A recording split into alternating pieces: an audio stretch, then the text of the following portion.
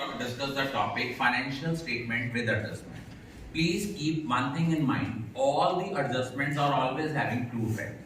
One is either in trading and profit and loss account, and another effect is on the balance sheet. First of all is closing stock. Closing stock is always valued at cost price or market price, whichever is less. If it is given in trial balance, then it will be shown on the asset side of the balance sheet. But if it is given in adjustment, it will be shown on the credit side of trading account as well as asset side of the balance sheet. Second adjustment is outstanding expenses. अब ये चीज याद रखना, ये paper में भी question आया था, बच्चों ने मोस्टली गलत किया कि अगर आउटस्टैंडिंग एक्सपेंसेस जो हैं अगर वो गिवन है ट्रायल बैलेंस में, तो ये सिर्फ कहां जाएगा, आउटस्टैंडिंग एक्सपेंसेस अगर ट्रायल बैलेंस में गिवन है then it will be shown on the liability side of the balance sheet. लेकिन अगर आउटस्टैंडिंग एक्सपेंस आपको एडजस्टमेंट में नहीं है तो उस पर्टिकुलर एक्सपेंस में ऐड होंगे। डिपेंड करता है वो पर्टिकुलर एक्सपेंस आपका डायरेक्ट एक्सपेंस है कि इनडायरेक्ट एक्सपेंस है।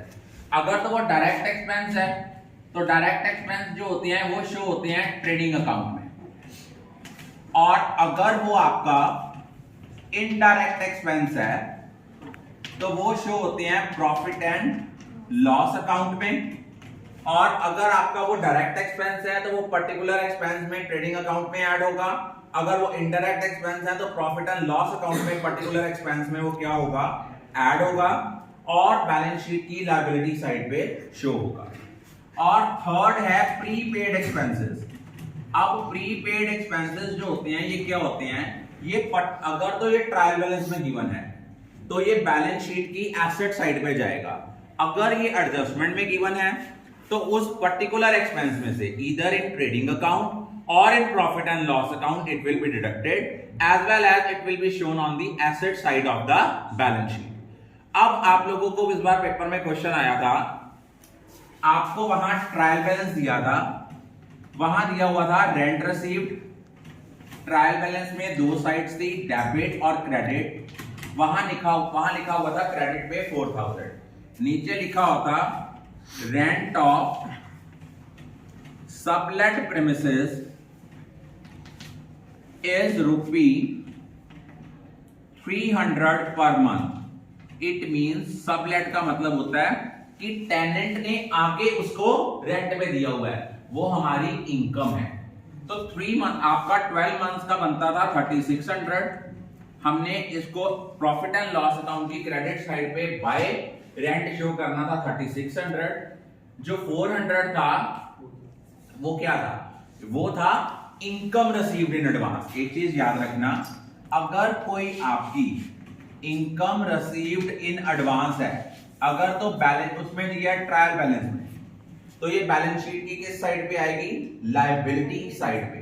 और अगर ये एडजस्टमेंट में दी है तो पर्टिकुलर इनकम में से माइनस भी होगी जैसे इस क्वेश्चन में करना था, और बैलेंस शीट की लायबिलिटी साइड पे 400 जो है वो क्या शो होगा, as a liability, rent received in advance. और एक होता है अक्रूड इनकम। अक्रूड इनकम का मतलब होता है income due but not yet received. अगर तो अक्रूड इनकम ट्रायल बैलेंस में है then it will be shown on the asset side of the balance sheet. But अगर अक्रूड इनकम नीचे गिवन है एडजस्टमेंट में तो हम उसको पर्टिकुलर इनकम में ऐड भी करेंगे और बैलेंस शीट की एसेट साइड पे भी शो करेंगे। अब मेजॉरिटी स्टूडेंट्स की गलती कहां हो रही है, जहां पे आपको एंट्रीज वाला क्वेश्चन आता है। अब देखो आप लोगों की गलती क्या है, जब भी आपने प्रोविजन फॉर डाउटफुल डेट निकालना है, सबसे पहले हमने कैलकुलेट करना है न्यू प्रोविजन।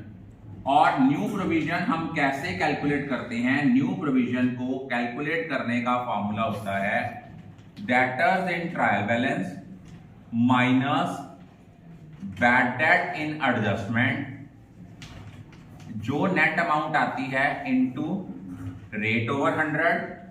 फिर हम इसमें क्या करते हैं, दोनों तरह के बैड डेट्स ऐड करते हैं। कौन से, एडजस्टमेंट वाले भी और ट्रायल बैलेंस वाले, और हम ओल्ड प्रोविजन क्या करते हैं, माइनस करते हैं।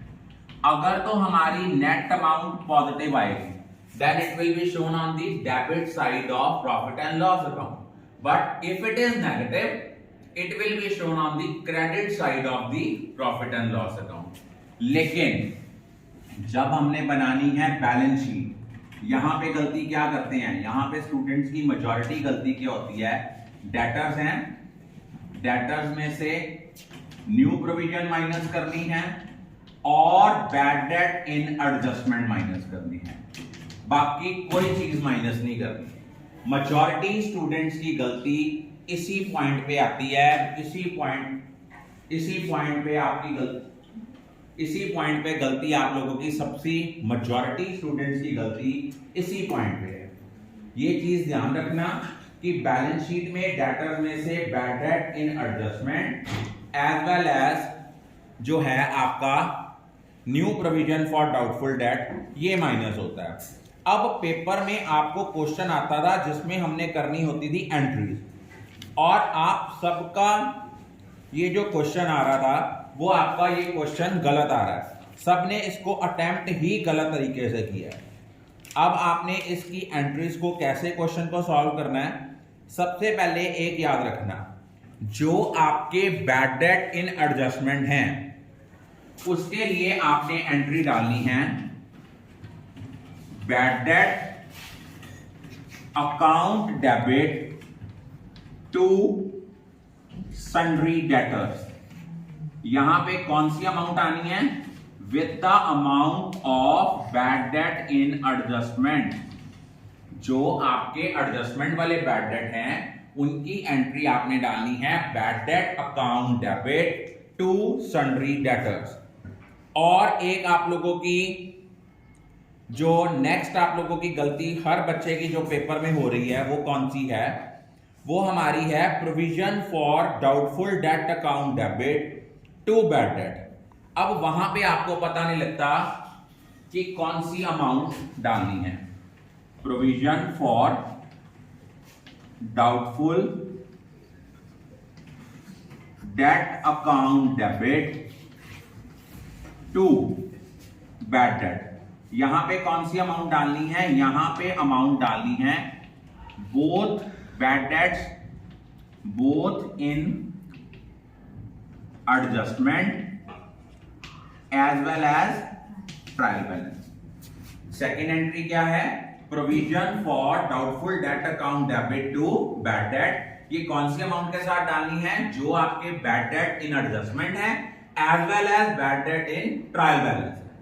और लास्ट एंट्री आपने कौन सी डालनी होती है, लास्ट एंट्री सिंपल एंट्री है profit and loss account debit to provision for doubtful debt. अब ये पेपर में पिछले 2 बार पेपर में क्वेश्चन आया है और आपके मेजॉरिटी स्टूडेंट्स का ये गलत है। आपने यहां गलती क्या करनी है, आपको एंट्रीज आती हैं बट अमाउंट नहीं पता। पहली एंट्री क्या है, bad debt account debit to sundry debtors. ये आपकी कौन सी अमाउंट आनी है, जो बैड डेट इन एडजस्टमेंट है। सेकेंड एंट्री आनी है provision for doubtful debt account debit to bad debt. वो कौन से हैं, bad debt both in adjustment as well as trial balance. और लास्ट एंट्री आनी है profit and loss account debit to provision for doubtful debt. I think all of you are clear about